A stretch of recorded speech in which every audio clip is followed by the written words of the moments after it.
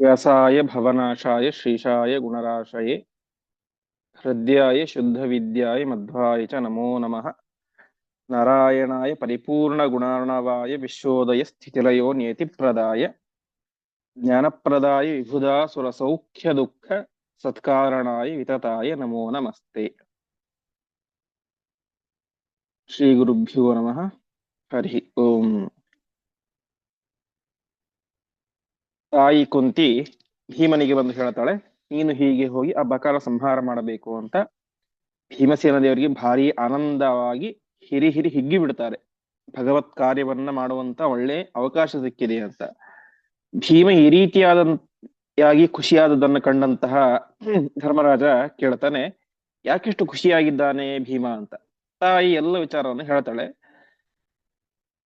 ಯುಧಿಷ್ಠಿರ ಹೇಳ್ತಾನೆ, ಅಮ್ಮ ಎಂತ ಕೆಲಸ ಮಾಡ್ತಾ ಇದ್ದೀಯಾ? ನಾವೆಲ್ಲರೂ ಕೂಡ ಭೀಮನ ಯದ್ಬಾಹು ವೀರ್ಯ ಪರಮಾಶ್ರಯಿತೋ ಹಿ ರಾಜ್ಯಂ, ಭೀಮನ ಪರಾಕ್ರಮವನ್ನು ಆಶ್ರಯಿಸಿಕೊಂಡು ನಾವಿದ್ದೇವೆ. ನಾವೆಲ್ಲರೂ ಇವತ್ತು ಉಳಿದಿದ್ದೇವೆ ಅಂತಂದ್ರೆ ಅದಕ್ಕೆ ಕಾರಣ ಭೀಮನ ಪರಾಕ್ರಮ. ಅಂತಹವರನ್ನು ಇಟ್ಟುಕೊಂಡು ನನಗೆ ಇನ್ನೂ ಭಾರಿ ಆಸೆಗಳಿದ್ದಾವೆ. ಶತ್ರುಗಳನ್ನ ಗೆಲ್ಲಬೇಕು, ವಸುಪೂರ್ಣಾಂ ವಸುಂಧರಾಂ, ಈ ಒಂದು ಪ್ರಪಂಚವನ್ನೇ ಆಳಬೇಕು, ಚಕ್ರವರ್ತಿಯಾಗಬೇಕು ಎನ್ನುವಂತಹ ಹಿರಿದಾಸೆಗಳಿದ್ದಾವೆ. ಅಷ್ಟೆಲ್ಲ ಆಸೆಗಳನ್ನು ಇಟ್ಟುಕೊಂಡು ನೀನು ಪ್ರಸ್ಥಾಪ್ಯತೆ ತವ ಮಮಾಶು ಕಯೈವ ಬುದ್ಧಿಯ ಅಂತ ಯಾವ ಬುದ್ಧಿಯಿಂದ, ಯಾವ ಉದ್ದೇಶದಿಂದಾಗಿ ನೀನು ಈ ರೀತಿಯಾಗಿ ಮಾಡ್ತಾ ಇದ್ದೀಯಾ, ಭೀಮನನ್ನ ರಾಕ್ಷಸನ ಬಾಯಿ ಕಳಿಸ್ತಾ ಇದ್ದೀಯಾ ಅಂತ ಕಳವಳದಿಂದಾಗಿ ಯುಧಿಷ್ಠಿರ ತನ್ನ ತಾಯಿಯಾದಂತಹ ಕುಂತಿಗೆ ಕೇಳಿದ ಅಂತ ಇಷ್ಟ ಆಗಿತ್ತು. ಇಂದು 86ನೇ ಶ್ಲೋಕದಿಂದಾಗಿ ಪ್ರಾರಂಭ. ಇತ್ಯುಕ್ತವಂತ ಮಮುಮಾಹ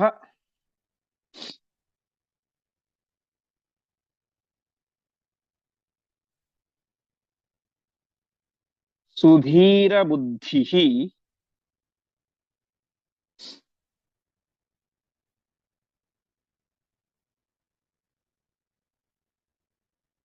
ಕುಂತಿ ನ ಪುತ್ರಕಃ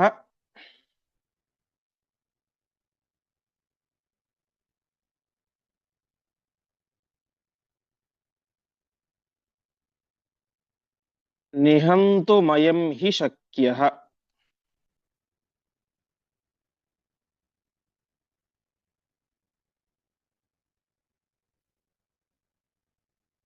ಸರ್ವೈಃ ಸುರೈಃ ಅಸುರ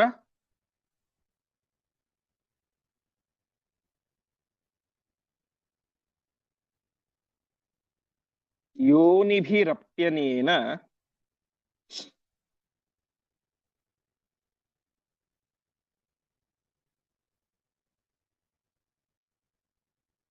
ಚೂರ್ಣೀಕೃತೋ ಹಿ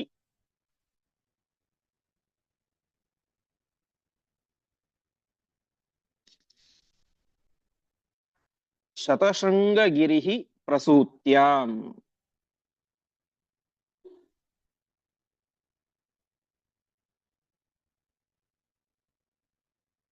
ಪದಚ್ಛೇದ. ಇತಿ ಉಕ್ತವಂತಂ ಅಮುಂ ಆಹ ಸುಧೀರ ಬುದ್ಧಿಃ ಕುಂತಿ ನ ಪುತ್ರಕಃ ನಿಹಂತುಂ ಅಯಂ ಹಿ ಶಕ್ಯಃ ಸರ್ವೈಃ ಸುರೈಃ ಅಸುರಯೋನಿಭಿಃ ಅಪಿ ಅನೇನ ಚೂರ್ಣೀಕೃತಃ ಹಿ ಶತಶೃಂಗಗಿರಿಃ ಪ್ರಸೂತ್ಯಾಂ. ಇತಿ ಉಕ್ತವಂತಂ. ಯುಧಿಷ್ಠಿರ ಹೀಗೆ ಹೇಳಿದಾಗ ಕುಂತಿ ಹೇಳ್ತಾ ಇದ್ದಾಳೆ. ಕುಂತಿಗೆ ಆಚಾರ್ಯರು ಕೊಟ್ಟಂತಹ ವಿಶೇಷಣ ಏನು ಅಂದ್ರೆ ಸುಧೀರ ಬುದ್ಧಿ, ಅತ್ಯಂತ ಧೈರ್ಯ ತುಂಬಿದಂತಹ ಒಂದು ಯುಕ್ತಿಯುಕ್ತವಾದಂತಹ ಬುದ್ಧಿ. ಎಲ್ಲವನ್ನು ಕೂಡ ಸುಮ್ಮನೆ ಮೇಲ್ನೋಟಕ್ಕೆ ಕಾಣುವಂತಹ ಬುದ್ಧಿ, ಸ್ಥೂಲ ಬುದ್ಧಿ ಅಲ್ಲ ಕುಂತಿದು.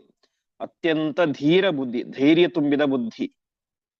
ಯಾಕೆಂದ್ರೆ ಆ ಸಣ್ಣ ವಯಸ್ಸಿನಲ್ಲಿ, ಮಕ್ಕಳು ಸಣ್ಣವರಿದ್ದಾರೆ, ಆ ವಯಸ್ಸಿನಲ್ಲಿ ಗಂಡನನ್ನು ಕಳೆದುಕೊಂಡು ಜೊತೆಗೆ ಸವತಿಯ ಮಕ್ಕಳು ನಕುಲ ಸಹದೇವರು, ಆ 5 ಜನ ಮಕ್ಕಳನ್ನ, ಪುಟ್ಟ ಮಕ್ಕಳನ್ನ ಕರೆದುಕೊಂಡು ಅಲ್ಲಿಂದ ಹಸ್ತಿನಾವತಿಗೆ ಬಂದು ಆ ಭೀಮಸೇನಾದಿಗಳು, ಆ ದುರ್ಯೋಧನಾದಿಗಳು ಮಾಡಿದಂತಹ ಅವಮಾನವನ್ನು ಸಹಿಸಿಕೊಂಡು, ಅನೇಕ ರೀತಿಯಾದಂತಹ ನಿಂದನೆಗಳನ್ನು ಸಹಿಸಿಕೊಂಡು ಈ ಒಂದು ಮಟ್ಟಕ್ಕೆ ಮಕ್ಕಳನ್ನು ಬೆಳೆಸಿದ್ದಾಳೆ ಅಂತಂದ್ರೆ ದೊಡ್ಡ ಧೈರ್ಯವೇ ಇರಬೇಕು. ಹಿಂದೆ ನಾವು ಕೇಳಿದಂತೆ ಒಳ್ಳೆ ನೀತಿ ಶಾಸ್ತ್ರಜ್ಞಳು ಆಗಿದ್ದಳು. ಹಾಗಾಗಿ ಎಲ್ಲಿ ಯಾವ ರೀತಿ ನಡೆದುಕೊಳ್ಳಬೇಕು ಅಂತ. ಸಾಕ್ಷಾತ್ ಕೃಷ್ಣನ ಸೋದರತ್ತೆ. ಸಾಮಾನ್ಯವಾಗಿ ಸೋದರತ್ತೆಯ ಒಂದು ಎಫೆಕ್ಟ್ ಸೋದರ ಅಳಿಯಂದ್ರ ಮೇಲೆ ಇರುತ್ತೆ ಅಂತ ನಾವು ಲೋಕದಲ್ಲಿ ಕಾಣ್ತೇವೆ. ಹಾಗೆ ಒಳ್ಳೆ ಧೈರ್ಯ, ಯುಕ್ತಿಯುಕ್ತವಾದಂತಹ ಬುದ್ಧಿ, ಎಲ್ಲವನ್ನು ಕೂಡ ವಿವೇಚನಾಶೀಲದಿಂದ, ಏನೋ ಒಂದು ಅವಸರಕ್ಕೆ ನಿರ್ಧಾರ ತೆಗೆದುಕೊಳ್ಳುವಂತಹ ಬುದ್ಧಿ ಜಾಯಮಾನ ಅದು ಕುಂತಿಯದ್ದಲ್ಲ. ಒಟ್ಟಿನಲ್ಲಿ ಉತ್ತಮವಾದಂತಹ ನೀತಿಶಾಸ್ತ್ರಜ್ಞೆ. ಇಲ್ಲಿ ಯಾವುದನ್ನ ಯಾವ ರೀತಿಯಾಗಿ ಮಾಡಿದರೆ ಏನಾಗುತ್ತೆ ಅಂತ ಒಂದು ಪರ್ಫೆಕ್ಟ್ ಒಂದು ಬುದ್ಧಿ ಇದ್ದಂತಹ ಹೆಣ್ಣು ಅದು ಕುಂತಿ.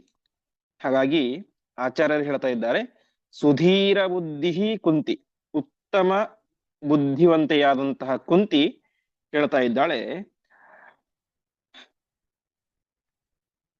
ಅಯಂ ನಿಹಂತುಂ ನ ಶಕ್ಯ. ಮಗನೇ ಅಂದ್ರೆ ಪುತ್ರಕ ಯುಧಿಷ್ಠಿರನೇ, ಈ ಭೀಮನನ್ನ ಕೊಲ್ಲಿಕ್ಕೆ ಸಾಧ್ಯ ಇಲ್ಲ. ಯಾರಿಗ್ ಸಾಧ್ಯ ಇಲ್ಲ? ಸಾಮಾನ್ಯ ಜನರಲ್ಲ.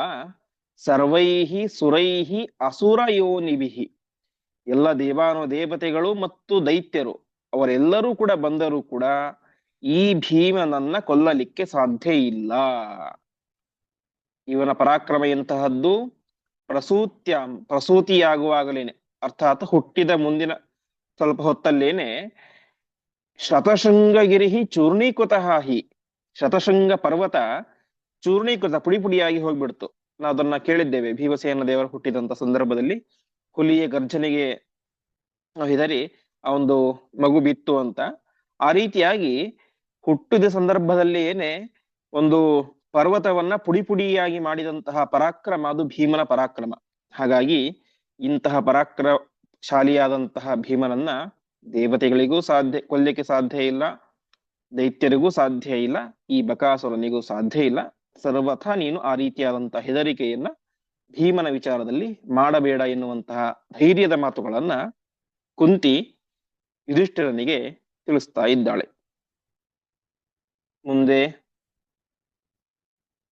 ಏಷ ಸ್ವಯಂ ಹಿ ಮರುದೇವ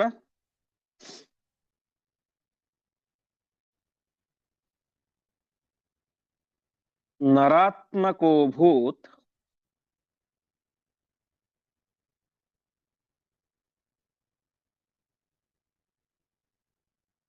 ಕೋ ನಾಮ ಹಂತುಮಿಮಂ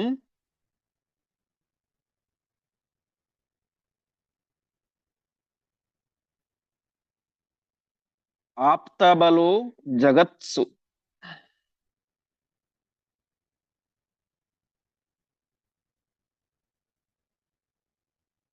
ಇತ್ತೇವಮಸ್ತ್ವಿತಿ ಸಹ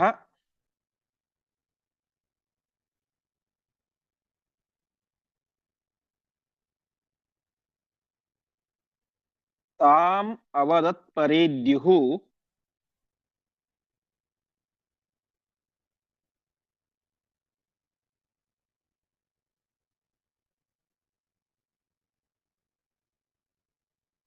ಭೀಮೋ ಜಗಾಮ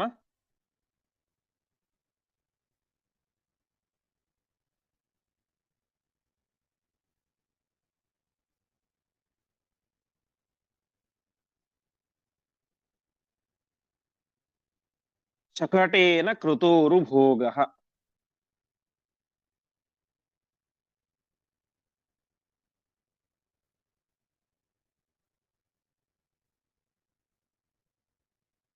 ಒಂದೇ ಒಂದು ನಿಮಿಷ.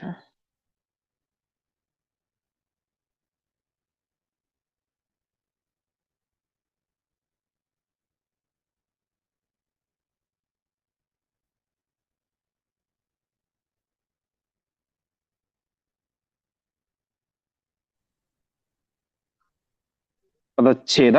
ಏಷಃ ಸ್ವಯಂ ಹಿ ಮರುತ್ ಏವ ನರಾತ್ಮಕಃ ಅಭೂತ್ ಕಃ ನಾಮ ಹಂತುಂ ಇಮಂ ಆಪ್ತಬಲಃ ಜಗತ್ಸು ಇತಿ ಏವಂ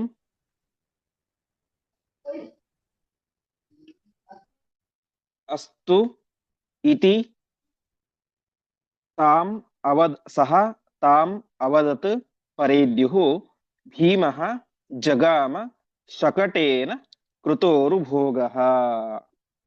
ಈ ರೀತಿಯಾಗಿ ಕುಂತಿ ಧೈರ್ಯದ ಮಾತುಗಳನ್ನ ಹೇಳ್ತಾ ಇದ್ದಾಳೆ. ಅದಾದ ಮೇಲೆ ಇಲ್ಲಿ ತನಕ ಧೈರ್ಯದ ಮಾತನ್ನ ಹೇಳಿದಳು. ಆದರೆ ಈಗ ಒಂದು ವಿಶಿಷ್ಟವಾದಂತಹ ವಿಚಾರವನ್ನ, ಸತ್ಯವನ್ನ ಹೇಳ್ತಾ ಇದ್ದಾಳೆ. ಭೀಮ ಯಾರಂತ ಅನ್ಕೊಂಡಿದ್ದೀಯ? ಭೀಮ ಸ್ವಯಂ ಮರುತ್, ಸಾಕ್ಷಾತ್ ವಾಯುದೇವರೇನೆ ಯಾರಾಗಿ ಹುಟ್ಟಿದ್ದಾರೆ? ನರಾತ್ಮಕ ಅಭೂತ್, ಮನುಷ್ಯರಾಗಿ ಹುಟ್ಟಿದ್ದಾರೆ. ಕುಂತಿ ಹೇಳ್ತಾ ಇದ್ದಾಳೆ, ಭೀಮ ಬೇರೆ ಯಾರೂ ಅಲ್ಲ, ಸಾಕ್ಷಾತ್ ವಾಯುದೇವರು. ಸಾಕ್ಷಾತ್ ವಾಯುದೇವರೇನೆ ಭೀಮನಾಗಿ ಮಾನವ ಶರೀರದಿಂದಾಗಿ ಹುಟ್ಟಿದ್ದಾರೆ. ಹಾಗಾಗಿ ಇಂತಹ ಭೀಮನನ್ನ, ಇಂತಹ ವಾಯುದೇವರನ್ನ ಕಹನಾಮ ಹಂತುಂ ಆಪ್ತವಲಹ ಜಗತ್ಸು, ಈ ಜಗತ್ತಿನಲ್ಲಿ ಭೀಮನನ್ನು ಕೊಲ್ಲುವಂತಹ, ವಾಯುದೇವರನ್ನು ಕೊಲ್ಲುವಂತಹ ಆಪ್ತಬಲ ಅಂದ್ರೆ ಪರಾಕ್ರಮಶಾಲಿ ಯಾರಿದ್ದಾರೆ? ಯಾರು ಕೂಡ ಇಲ್ಲ ಅಂತ ಈ ಮಾತನ್ನ ಕುಂತಿ ಹೇಳಿದಳು. ವಾಸ್ತವಿಕವಾಗಿ ಈ ಮಾತು ಮಹಾಭಾರತದಲ್ಲಿ ಬರೋದಿಲ್ಲ. ಮಹಾಭಾರತ ಇವತ್ತು ನಮಗೆ ಸಿಗುವಂತಹ ಪಾಠದಲ್ಲಿ ಅವರ ಪರಾಕ್ರಮದ ಬಗ್ಗೆ ಹೇಳ್ತಾಳೆ ಅಷ್ಟೇ. ಆದರೆ ಸಾಕ್ಷಾತ್ ವಾಯುದೇವರ ಅವತಾರ ಅಂತ ಹೇಳೋದಿಲ್ಲ. ಆದರೆ ಆಚಾರ್ಯರು ಅಲ್ಲಿ ನಡೆದಂತಹ ಸನ್ನಿವೇಶವನ್ನು ತಿಳಿಸ್ತಾ ಇದ್ದಾರೆ. ಅಲ್ಲಿ ಕುಂತಿ ಹೇಳ್ತಾಳೆ, ಬಹುಶಃ ಪುರಾಣಾಂತರದಲ್ಲಿ ಬಂದಿರಬಹುದು, ವ್ಯಾಖ್ಯಾನಕಾರ ಅದನ್ನೆಲ್ಲೂ ಹೇಳಿಲ್ಲ, ಪುರಾಣಾಂತರದಲ್ಲಿ ಬಂದಿರಬಹುದು, ಅಥವಾ ಸಾಕ್ಷಾತ್ ಮಧ್ವಾಚಾರ್ಯರು ಸರ್ವಜ್ಞರು, ಅವರಿಗೆ ನಡೆದಂತಹ ಎಲ್ಲ ವಿಚಾರವೂ ಗೊತ್ತಿದೆ. ಹಾಗಾಗಿ ತಮ್ಮ ಬುದ್ಧಿಬಲದಿಂದಾಗಿ ಅದನ್ನು ನೋಡಿ ತಿಳಿಸಿದ್ದಾರೆ. ಒಟ್ಟಿನಲ್ಲಿ ಕುಂತಿ ಯುಧಿಷ್ಠರನ್ನೇ ಹೇಳ್ತಾ ಇದ್ದಾಳೆ, ಭೀಮ ಸಾಕ್ಷಾತ್ ವಾಯುದೇವರು, ಹಾಗಾಗಿ ನೀನೇನು ಚಿಂತೆ ಮಾಡಬೇಡ ಅಂತ ಹೇಳಿದಾಗ, ಇಷ್ಟು ಹೇಳಿದಾಗ ಯುಧಿಷ್ಠರನಿಗೆ ಒಂದು ಹಂತದ ಧೈರ್ಯ ಬರುತ್ತೆ. ಆವಾಗ ಏವಂ ಅಸ್ತು, ಸರಿ ಹಾಗೆ ಆಗ್ಲಿ, ನೀನು ಕಳಿಸು ಅಂತ ಹೇಳಿದಾಗ ಮರುದಿವಸ ಪರೈದ್ಯುಹು ಅಂದ್ರೆ ಮರುದಿವಸ ಭೀಮ ಹೊರಟ. ಹೇಗೆ ಹೊರಟ? ಶಕಟೇನ ಜಗಾಮ, ಬಂಡಿಯನ್ನು ಏರಿ ಹೊರಡ್ತಾ ಇದ್ದಾನೆ. ಹೊರಡುವ ಮುಂಚೆ ಏನ್ ಮಾಡಿದ? ಕೃತೋರು ಭೋಗ, ಉತ್ತಮವಾದಂತಹ ಅಭ್ಯಂಗಾದಿಗಳನ್ನ ಮಾಡಿಕೊಂಡು, ಅದೇ ರೀತಿಯಾಗಿ ಆಭರಣಾದಿಗಳನ್ನ ಧಾರಣೆ ಮಾಡಿಕೊಂಡು, ಗಂಧ ಮುಂತಾದಂತಹ ಮೈಗೆ ಪೂಸಿಕೊಳ್ಳುವಂತಹ ಸುಗಂಧ ದ್ರವ್ಯಗಳನ್ನು ಹಚ್ಚಿಕೊಂಡು, ಭೋಗ ಸಾಮಗ್ರಿಗಳಿಂದಾಗಿ ಕೂಡಿಕೊಂಡು ಭೀಮಸೇನ ದೇವರು ಶಕಟೇನ ಜಗಾಮ, ಬಂಡಿಯೊಂದಿಗೆ ಸೇರಿಕೊಂಡು ತಾವು ಕೂಡ ತೆರಳುತ್ತಾ ಇದ್ದಾರೆ ಅಂತ. ಒಟ್ಟಿನಲ್ಲಿ ಭೀಮ ಸಾಕ್ಷಾತ್ ವಾಯುದೇವರ ಅವತಾರ ಎನ್ನುವಂತಹ ವಿಚಾರವನ್ನ ಕುಂತಿ ಪಾಂಡವರಿಗೆ ತಿಳಿಸ್ತಾ ಇದ್ದಾಳೆ. ಹೀಗೆ ಎಲ್ಲರೂ ಕೂಡ ಒಪ್ಪಿಕೊಂಡಾಗ ಭೀಮಸೇನ ದೇವರು ತಾವು ಒಳ್ಳೆ ಭೋಗ ಸಾಮಗ್ರಿಗಳಿಂದಾಗಿ ಸೇರಿಕೊಂಡು ಬಂಡಿಯೊಡನೆ ಬಕಾಸುರನನ್ನು ಸಂಹಾರ ಮಾಡಬೇಕು ಅಂತ ಬಕನಿದ್ದಂತಹ ಸ್ಥಳಕ್ಕೆ ಹೋಗ್ತಾ ಇದ್ದಾರೆ. ಮುಂದೆ ಗತ್ವಾ ತ್ವರನ್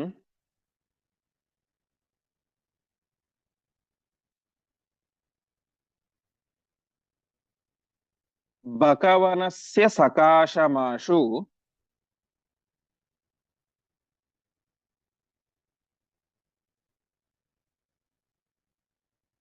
ಭೀಮಃ ಸುಪಾಯಸ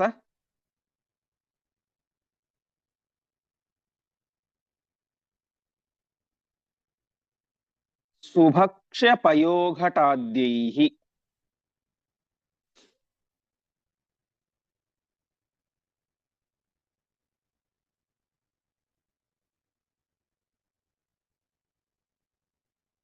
ಯುಕ್ತಂ ಚ ಶೈಲನಿಭಂ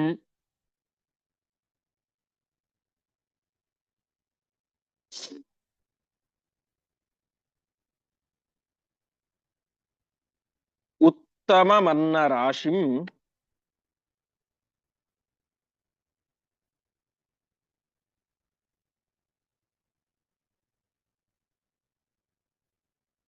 ಸ್ಪರ್ಶಾತ್ ಪುರೈವ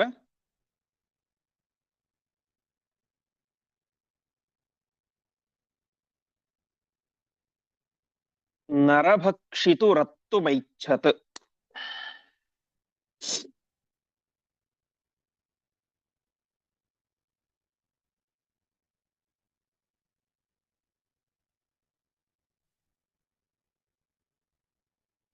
ಪದಚ್ಛೇದ. ಗತ್ವ ತ್ವರನ್ ಬಕವನಸ್ಯ ಸಕಾಶಂ ಆಶು ಭೀಮಃ ಸುಪಾಯಸ ಸುಭಕ್ಷ ಪಯೋಘಟಾದ್ಯೈಃ ಅಥವಾ ಸಪಾಯಸ ಸುಭಕ್ಷ ಪಯೋಘಟಾದ್ಯೈಹಿ, ಅದು ಒಟ್ಟಿಗೆ ಒಂದೇ ಪದ. ಸಪಾಯಸ ಸುಭಕ್ಷ ಪಯೋಘಟಾದ್ಯೈಹಿ ಯುಕ್ತಂ ಚ ಶೈಲನಿಭಂ ಉತ್ತಮಂ ಅನ್ನರಾಶಿಂ ಸ್ಪರ್ಶಾತ್ ಪುರೈವ ನರಭಕ್ಷಿತು ಅತ್ತುಂ ಐಚ್ಛತ್. ಭೀಮಸೇನ ದೇವರಿಗೆ ಭಾರಿ ತ್ವರ ಅಂದ್ರೆ ವೇಗ ಅಂತ. ದೈತ್ಯರ ಸಂಹಾರ ಆಗಬೇಕು, ಭಗವತ್ ಕಾರ್ಯ ಸಾಧನೆ ಆಗಬೇಕು ಅಂತ ತಕ್ಷಣ ಹೊರಟರು. ಗತ್ವಾ ತ್ವರನ್, ವೇಗದಿಂದಾಗಿ ಬಕವನಸ್ಯ ಸಕಾಶ, ಸಕಾಶ ಅಂದ್ರೆ ಹತ್ತಿರ, ಬಕ ಇದ್ದಂತಹ ಕಾಡಿನ ಹತ್ತಿರ ತೆರಳಿದರು. ತೆರಳಿ ಅಲ್ಲಿ ಏನ್ ಮಾಡಿದ್ರು, ಬಕಾಸುರನಿಗೆ ಕೊಡಬೇಕು ಅಂತ ಒಳ್ಳೊಳ್ಳೆ ಭಕ್ಷ್ಯ ಭೋಜ್ಯಗಳನ್ನು ಮಾಡಿಸಿ ಕೊಟ್ಟಿದ್ದ ಆ ಬ್ರಾಹ್ಮಣ. ಈ ಭೀಮಸೇನ ದೇವರು ಒಳ್ಳೆ ಆ ಪಾಯಸವನ್ನ ಭಕ್ಷ್ಯ ಭೋಜ್ಯ ಪಯೋಘಟಾದೇಹಿ, ಹಾಲಿನ ಮಡಿಕೆಗಳಿದ್ದವು. ಹೀಗೆ ಆ ಬಕನಿಗೆ ಕೊಡಬೇಕು ಅಂತ ತಂದಂತಹ ಎಲ್ಲ ಪದಾರ್ಥಗಳನ್ನ ಮತ್ತು ಶೈಲನಿಭಂ ಉತ್ತಮಂ ಅನ್ನರಾಶಿಂ, ಶೈಲ ನಿಭ, ಶೈಲ ಅಂದ್ರೆ ಪರ್ವತ, ನಿಭ ಅಂದ್ರೆ ಸಮಾನವಾದದ್ದು, ಪರ್ವತದಷ್ಟು ದೊಡ್ಡ ಗಾತ್ರದ ಉತ್ತಮವಾದಂತಹ ಅನ್ನದ ರಾಶಿ ಇತ್ತು. ಆ ಅನ್ನದ ರಾಶಿಯನ್ನ ಎಲ್ಲವನ್ನೂ ಕೂಡ ಅತ್ತು ಮೈಚ್ಛದು, ತಾವು ತಿನ್ನಬೇಕು ಅಂತ ಬಯಸಿದರು. ಯಾವಾಗ? ನರಭಕ್ಷಿತು ಸ್ಪರ್ಶಾತ್ ಪುರೈವ, ಆ ಬಕನನ್ನ ಮುಟ್ಟುವುದಕ್ಕಿಂತ ಮುಂಚೆ, ನರಭಕ್ಷಕನಾದಂತಹ ಆ ಬಕಾಸುರನನ್ನ ಮುಟ್ಟುವುದಕ್ಕಿಂತ ಮುಂಚೆ ತಾವು ಆ ಅನ್ನವನ್ನ ಉಣ್ಣಬೇಕು ಅಂತ ಬಯಸಿದರು ಅಂತ ತಾತ್ಪರ್ಯ. ಎಷ್ಟು ಆ ಭೀಮಸೇನ ದೇವರು ಬಂಡಿಯಲ್ಲಿ ಹಾಕಿಕೊಂಡು ಬಂದಂತಹ ಎಲ್ಲ ಭಕ್ಷ್ಯ ಭೋಜ್ಯ ಪದಾರ್ಥಗಳನ್ನ, ಪರ್ವತಾಕಾರದ ಅನ್ನವನ್ನ ರಾಕ್ಷಸನ ಸ್ಪರ್ಶವಾಗೋದಕ್ಕಿಂತ ಮುಂಚೆ ತಿನ್ಬೇಕು ಅಂತ ಇಚ್ಛೆ ಪಟ್ರು. ರಾಕ್ಷಸನ ಸ್ಪರ್ಶ ಆದ್ರೆ ಅದು ಮೈಲಿಗೆ, ಹಾಗಾಗಿ ಅದಾಗಬಾರದು ಎನ್ನುವಂತ ಹಿನ್ನೆಲೆಯಲ್ಲಿ ಅವನು ಬರೋದಕ್ಕಿಂತ ಮುಂಚೆಯೇನೆ ತಿನ್ಬೇಕು ಅಂತ ಇಚ್ಛೆ ಪಟ್ರು. ಮುಂದೆ ತೇನೈವ ಚಾನ್ನ ಸಮಿತೌ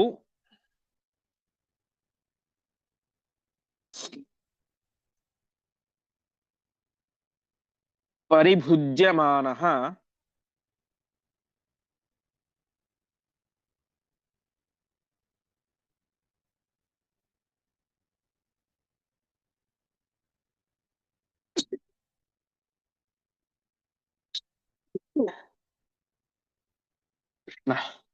ಉತ್ಪಾಟ್ಯ ವೃಕ್ಷಮಮುಂ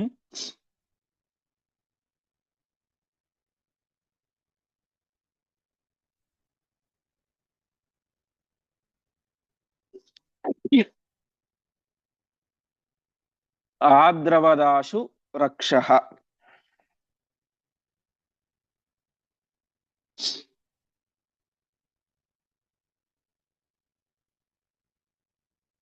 ವಾಮೇನ ಮಾರುತಿರಪೋಹ್ಯ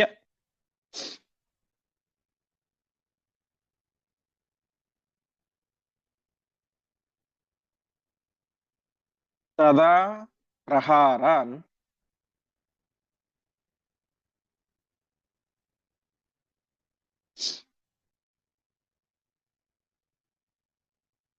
ಹಸ್ತೇನ ಭೋಜ್ಯಮಖಿಲಂ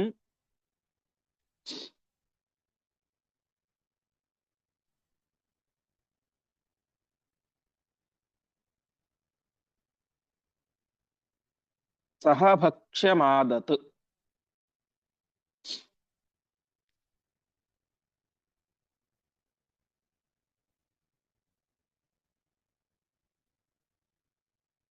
ಪದಚ್ಛೇದ.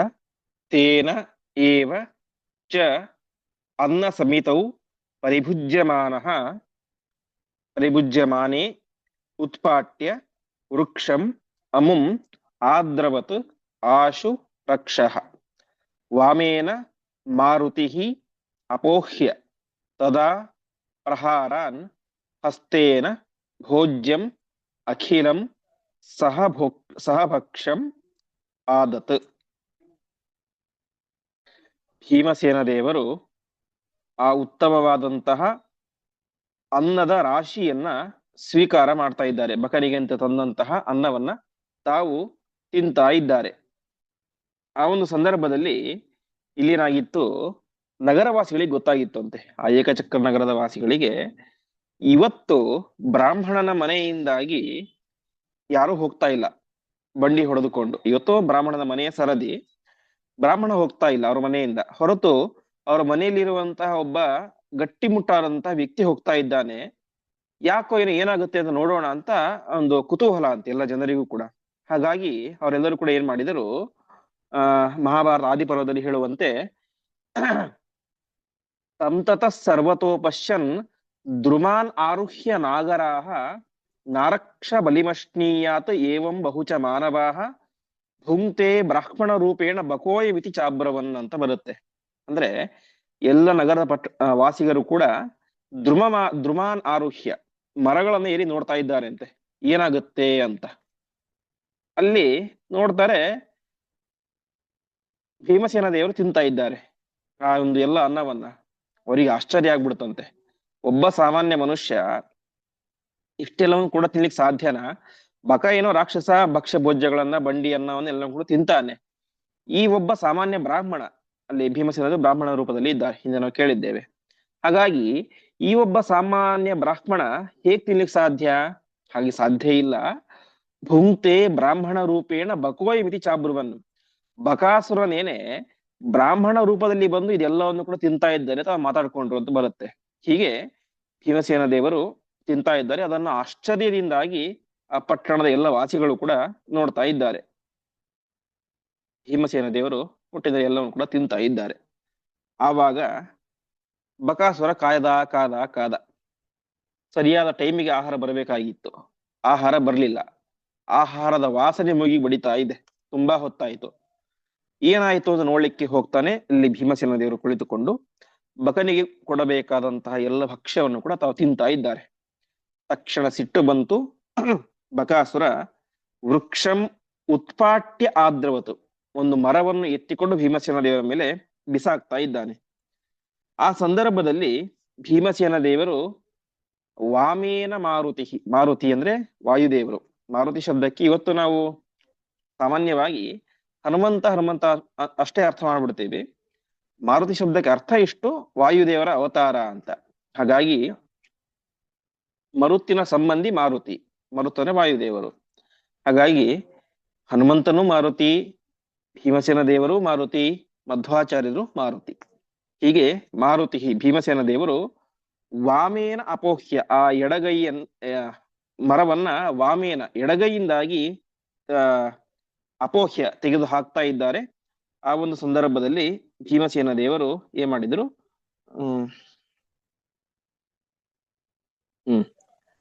ವಾಮೇನ ಪ್ರಹಾರ ನಪೋಹ್ಯ, ಅವನು ಮರಗಳನ್ನು ಎತ್ತಿ ಬಿಸಾಕ್ತಾ ಇದ್ದಾನೆ ಭೀಮಸೇನ ದೇವರ ಮೇಲೆ. ಆ ಎಲ್ಲ ಪ್ರಹಾರಗಳನ್ನು ಕೂಡ ಭೀಮಸೇನ ದೇವರು ತಮ್ಮ ಎಡಗೈಯಿಂದಾಗಿ ತಡೆದು ಏನ್ ಮಾಡಿದ್ರು, ಅಖಿಲಂ ಭೋಜ್ಯಂ ಸಹಭಕ್ಷ್ಯಂ ಅದಾತ್, ಎಲ್ಲ ಮಾಡಬೇಕಾದಂತ ಎಲ್ಲ ಊಟವನ್ನು ಕೂಡ ಅವನು ಮರಗಳಲ್ಲಿ ಬಿಸಾಕ್ತಾ ಇದ್ದಾನೆ. ಆ ಮರದ ಏಟುಗಳನ್ನ ಎಡಗೈಯಿಂದಾಗಿ ತಡೆದು ಹಾಕಿ ತಾವು ಪೂರ್ತಿಯಾದಂತಹ ಆ ಊಟವನ್ನ ಮಾಡಿದರು. ಒಟ್ಟಿನಲ್ಲಿ ಬಕಾಸುರನಿಗೆ ತಂದಂತಹ ಸಮಗ್ರ ಭೋಜನವನ್ನ ಭೀಮಸೇನ ದೇವರು ಮಾಡಿದರು. ಮುಂದೆ ಪೀತ್ವಾ ಪಯೋತ್ವರಿತಃ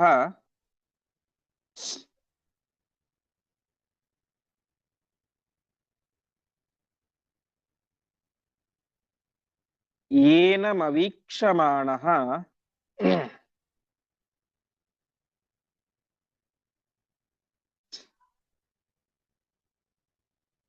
ಆಚಮ್ಯ ತೇನ ಯುಧೇ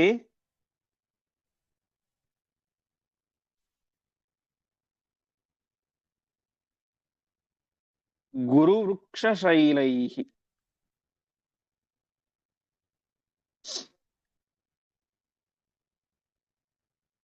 ತೇನಾಹತೋಥ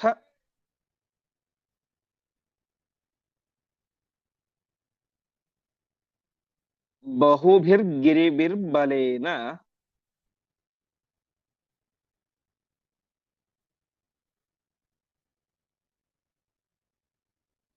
ಜಗ್ರಾಹ ಚೈನಮಥ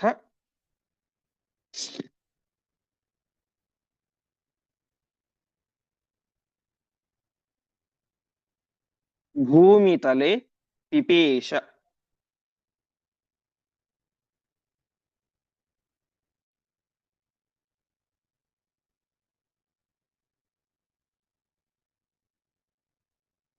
ಪದಚ್ಛೇದ ಪೀತ್ವ ಪಯಃ ತ್ವರಿತಃ ಏನಂ ಅವೀಕ್ಷಮಾಣಃ ಆಚಮ್ಯ ತೇನ ಯೂಧೆ ಗುರುವೃಕ್ಷಶೈಲೈಃ ತೇನ ಆಹತಃ ಅಥ ಬಹುಭಿಃ ಗಿರಿಭಿಃ ಬಲೇನ ಜಗ್ರಾಹ ಚ ಏನಂ ಅಥ ಭೂಮಿತಲೆ ಪಿಪೇಶ. ಭೀಮಸೇನ ದೇವರು ಏನಂ ಅವೀಕ್ಷಮಾಣಃ, ಬಕಾಸುರನ ನೋಡ್ತಾನೆ ಇಲ್ಲ, ನೋಡದೇನೆ ಎಲ್ಲ ಊಟವನ್ನು ಕೂಡ ಮುಗಿಸಿ ಪಯಃ ಪೀತ್ವ, ಊಟ ಆದ್ಮೇಲೆ ಹಾಲನ್ನು ಕೂಡ ಕುಡಿತಾ ಇದ್ದಾರಂತೆ. ಹಾಲನ್ನು ಕುಡಿದು ಅಷ್ಟಾದ ಮೇಲೆ ಆಚಾರ್ಯ ಹೇಳ್ತಾ ಇದ್ದಾರೆ ನೋಡಿ, ಆಚಮ್ಯ, ಕೈಕಾಲುಗಳನ್ನು ತೊಳೆದುಕೊಂಡು ಆಚಮನವನ್ನು ಮಾಡ್ತಾ ಇದ್ದಾರೆ. ಅರ್ಥಾತ್ ಊಟ ಆದ ಮೇಲೆ ಯಾವ ಯಾವ ರೀತಿಯಾದಂತಹ ಕಾರ್ಯಗಳನ್ನು ಮಾಡಬೇಕು ಅಂತ ಶಾಸ್ತ್ರ ವಿಧಾನ ಮಾಡುತ್ತೋ ಆ ಎಲ್ಲ ಕಾರ್ಯಗಳನ್ನು ಕೂಡ ಮಾಡ್ತಾ ಇದ್ದಾರೆ. ಹಸ್ತ ಪ್ರಕ್ಷಾಳನ, ಮುಖ ಪ್ರಕ್ಷಾಳನ ಎಲ್ಲವನ್ನು ಕೂಡ, ಪಾದ ಪ್ರಕ್ಷಾಳನಾದಿಗಳನ್ನು ಮಾಡಿಕೊಂಡು ಆಚಮನವನ್ನು ಕೂಡ ಮಾಡಿ ಶುದ್ಧರಾಗಿ ಆಮೇಲೆ ಏನ್ ಮಾಡ್ತಾ ಇದ್ದಾರೆ, ಯುದ್ಧವನ್ನು ಮಾಡ್ಲಿಕ್ಕೆ ಅಂತ ಹೋಗ್ತಾ ಇದ್ದಾರೆ. ಯುದ್ಧ ಹೇಗ್ ಮಾಡ್ತಾ ಇದ್ದಾರೆ, ಗುರು ವೃಕ್ಷ ಶೈಲೈಹಿ, ಗುರು ಅಂದ್ರೆ ದೊಡ್ಡದು ಅಂತ, ದೊಡ್ಡ ದೊಡ್ಡ ಮರಗಳಿಂದಾಗಿ ಬಂಡೆಕಲ್ಲುಗಳಿಂದಾಗಿ ಯುದ್ಧವನ್ನು ಮಾಡ್ತಾ ಇದ್ದಾರೆ. ಆ ರೀತಿಯಾಗಿ ಬಕಾಸುರ ದೊಡ್ಡ ದೊಡ್ಡ ಬಂಡೆಕಲ್ಲುಗಳಿಂದಾಗಿ, ಬೆಟ್ಟಗಳಿಂದಾಗಿ, ಮರಗಳಿಂದಾಗಿ ಭೀಮಸೇನ ದೇವರನ್ನ ಆಹತಃ ಹೊಡಿತಾ ಇದ್ದಾರೆ. ಹೀಗೆ ಭೀಮನನ್ನ ಅವನು ಹೊಡೆದಾಗ ಭೀಮಸೇನ ದೇವರು ಏನ್ ಮಾಡ್ತಾ ಇದ್ದಾರೆ, ತಮ್ಮ ಆ ಒಂದು ಪರಾಕ್ರಮದಿಂದಾಗಿ ಆ ಬಕಾಸುರನನ್ನ ಭೂಮಿ ತಲೆ ಪಿಪೇಶ, ಭೂಮಿ ಮೇಲೆ ಕೆಡವಿ ಅವನನ್ನ ಹೊಸಕಿ ಹಾಕಿ ಬಿಟ್ರು ಅಂತ. ಈ ರೀತಿಯಾಗಿ ಊಟವನ್ನ ಮುಗಿಸಿ ಹಾಲನ್ನು ಕುಡಿದು ಆಚಮನಾದಿಗಳನ್ನ ಮಾಡಿ ಯುದ್ಧ ಪ್ರಾರಂಭ ಆಯಿತು. ಬಕಾಸುರ ಗುರುವೃಕ್ಷ ಶೈಲಗಳಿಂದಾಗಿ, ದೊಡ್ಡ ಮರಗಳಿಂದಾಗಿ, ಬೆಟ್ಟಗಳಿಂದಾಗಿ ಭೀಮಸೇನ ದೇವರನ್ನ ಹೊಡಿತಾ ಇದ್ದಾರೆ. ಆವಾಗ ಭೀಮಸೇನ ದೇವರು ಅವನನ್ನ ಭೂಮಿ ತಲದಲ್ಲಿ, ನೆಲದ ಮೇಲೆ ಹಾಕಿ ಪಿಪೇಶ, ಹೊಸಕಿ ಹಾಕ್ತಾ ಇದ್ದಾರೆ. ಮುಂದೆ ಆಕ್ರಮ್ಯ ಪಾದಮಪಿ,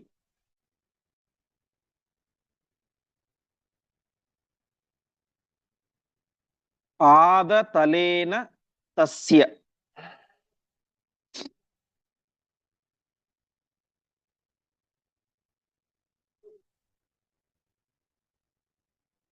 ದೌರ್ಭ್ಯಾಂ ಪ್ರಗೃಹ್ಯ ಚ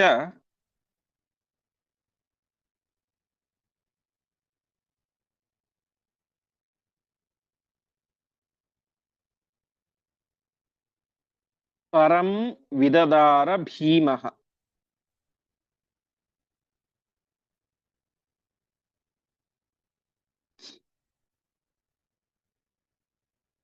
ಮೃತ್ವಾಸ ಚೋರುತಮ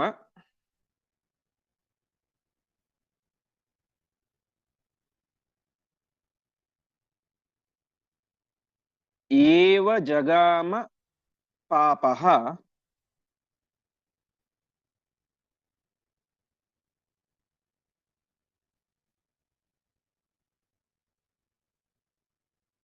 ವಿಷ್ಣುದ್ವಿಡೇವ ಹಿ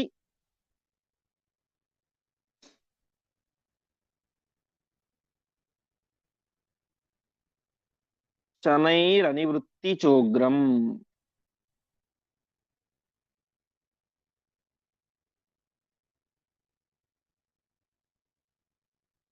ಪದಚ್ಛೇದ ಆಕ್ರಮ್ಯ ಪಾದಂ ಅಪಿ ಪಾದತಲೇನ ತಸ್ಯ ದೌರ್ಭ್ಯಾಂ ಪ್ರಗೃಹ್ಯ ಚ ಪರಂ ವಿದದಾರ ಭೀಮಃ ಮೃತ್ವಾ ಸಹ ಚ ಉರುತಮಃ ಏವ ಜಗಾಮ ಪಾಪಃ ವಿಷ್ಣುದ್ವಿಟ್ ಏವ ಶನೈಃ ಅನಿವೃತ್ತಿಃ ಚ ಉಗ್ರಂ. ಭೀಮಸೇನ ದೇವರು ಬಕರ ಸಂಹಾರವನ್ನ ಮಾಡಿದರು. ಹೇಗ್ ಮಾಡಿದರು, ಅವನ ಒಂದು ಪಾದವನ್ನ, ಒಂದು ಕಾಲನ್ನ ತಮ್ಮ ಪಾದ ತಲೇನ, ಅಂಗಾಲಿನಿಂದಾಗಿ ಒತ್ತಿ ಹಿಡಿತಾ ಇದ್ದಾರೆ. ಅರ್ಥಾತ್ ಅವನ ಒಂದು ಕಾಲ ಮೇಲೆ ಒಂದು ಕಾಲನ್ನ ಇಟ್ಟು ಒತ್ತಿ ಹಿಡಿದರು. ಪರಂ, ಇನ್ನೊಂದು ಕಾಲನ್ನ ಏನ್ ಮಾಡಿದರು, ದೌರ್ಭ್ಯಾಂ ಪ್ರಗೃಹ್ಯ, ತಮ್ಮ ಎರಡೂ ಕೈಗಳಿಂದಾಗಿ ಹಿಡಿಕೊಳ್ತಾ ಇದ್ದಾರೆ. ಬಕ ನಿಂತಿದ್ದಾನೆ, ಭೀಮಸೇನ ದೇವರು ನಿಂತಿದ್ದಾರೆ, ತಮ್ಮ ಒಂದು ಕಾಲನ್ನ ಅವನ ಒಂದು ಕಾಲ ಮೇಲೆ ಇಟ್ಟಿದ್ದಾರೆ. ತಮ್ಮ ಎರಡೂ ಕೈಗಳಿಂದಾಗಿ ಅವನ ಇನ್ನೊಂದು ಕಾಲನ್ನ ಹಿಡಿದುಕೊಂಡು ವಿದದಾರ ಭೀಮಃ ಅವನ ದೇಹವನ್ನ ಸೀಳಿ ಹಾಕ್ತಾ ಇದ್ದಾರೆ. ಆ ಕಾಲನ್ನು ಹಿಡಿದು ಹೊಟ್ಟೆದಲ್ಲಿ ಅವನ ದೇಹವನ್ನ ತಲೆಯ ತನಕ ಸೀಳಿದರು. ಸೀಳಿ ಏನ್ ಮಾಡಿದ್ರು, ಅವನ ಸಂಹಾರವನ್ನ ಮಾಡ್ತಾ ಇದ್ದಾರೆ. ಹೀಗೆ ಭೀಮಸೇನ ದೇವರು ಬಕಾಸುರನ ಸಂಹಾರವನ್ನ ಮಾಡಿದರು. ಹೀಗೆ ಸತ್ತಂತಹ ಆ ಪಾಪಃ ವಿಷ್ಣುದ್ವಿಟಿ ಏವ, ಆಚಾರ್ಯರ ಪದಪ್ರಯೋಗ ನೋಡಿ, ಅವನು ವಿಷ್ಣು ದ್ವೇಷಿಯೇ ಆಗಿದ್ದ ಅಂತ. ಅಂದ್ರೆ ಹಿಂದೆ ನಾವು ನೋಡಿದಂತೆ ಉಳಿದವರಲ್ಲಿ ಜೀವದ್ವಯಾವೇಶ ಇತ್ತು. ಪೂತನೆ ಕಂಸೆಯವರಲ್ಲಿ ಸಜ್ಜೀವರು ಇದ್ದರು. ಆದರೆ ಇವನು ಹಾಗಲ್ಲ. ಬಕಾಸುರ ಅವನಲ್ಲಿ ಇರುವ ಜೀವ ಒಂದೇ, ಮತ್ತು ಅವನು ವಿಷ್ಣು ದ್ವೇಷಿಯೇ ಆಗಿದ್ದ. ಅಂತಹ ವಿಷ್ಣು ದ್ವೇಷಿಯಾದಂತಹ ಆ ಪಾಪಿಷ್ಠನಾದಂತಹ ಬಕಾಸುರ ತಾನೇನಾದ ಅನಿವೃತ್ತಿ, ಮತ್ತೆ ಬರದೇ ಇರುವಂತಹ ಯಾವ ಉರುತಮಃ ಅಂಧನ್ ತಮಸ್ಸನ್ನ ತಾನು ಶನೈಹಿ ಜಗಾಮ ಕ್ರಮವಾಗಿ ಹೋದ ಅಂತ. ಅರ್ಥಾತ್ ನರಕಾದಿ ಅನರ್ಥಗಳನ್ನು ಅನುಭವಿಸಿ ಪುನರಾವೃತ್ತಿ ರಹಿತವಾದಂತಹ, ಅರ್ಥಾತ್ ಮತ್ತೆ ವಾಪಸ್ ಬರ್ಲಿಕ್ಕೆ ಸಾಧ್ಯ ಇಲ್ಲದೆ ಇರುವಂತಹ ನರಕಾದಿಗಳಿಗೆ ಹೋದರೆ ಪುನಃ ವಾಪಸ್ ಬರಬಹುದು. ಆದ್ರೆ ಅಂಧ ತಮಸ್ಸು ಹಾಗಲ್ಲ. ಮತ್ತೆ ಬರಲಿಕ್ಕೆ ಸಾಧ್ಯವಾಗದೇ ಇರುವಂತಹ ಉಗ್ರಂ, ಭಯಂಕರವಾದಂತಹ, ಮಹಾಭಯಂಕರವಾದಂತಹ ಆ ಒಂದು ಅಂಧನ್ ತಮಸ್ಸಿಗೆ ಬಕಾಸುರ ಹೋಗ್ತಾ ಇದ್ದಾನೆ. ಹೀಗೆ 3-4 ಕೋಟಿ ವರ್ಷಗಳಿಂದಾಗಿ ಸಜ್ಜನರನ್ನ ಪೀಡಿಸ್ತಾ ಇದ್ದಂತಹ ನರಭಕ್ಷಕನಾದಂತಹ ಆ ರಾವಣನ ಸೋದರ ಮಾವನಾಗಿದ್ದಂತಹ ಬಕಾಸುರನನ್ನ ಭೀಮಸೇನ ದೇವರು ಸೀಳಿ ಹಾಕಿ ಸಂಹಾರವನ್ನು ಮಾಡಿ ಅವನನ್ನ ಅಂಧನ್ ತಮಸ್ಸಿಗೆ ಕಳಿಸ್ತಾ ಇದ್ದಾರೆ. ಮತ್ತೆ ಮುಂದೆ ಏನಾಯಿತು ಎನ್ನುವಂತಹ ವಿಚಾರವನ್ನ ನಾಳೆಯ ಪಾಠದಲ್ಲಿ ನೋಡೋಣ ಎಂಬುದಾಗಿ ಹೇಳ್ತಾ ಇಂದಿನ ಪಾಠವನ್ನ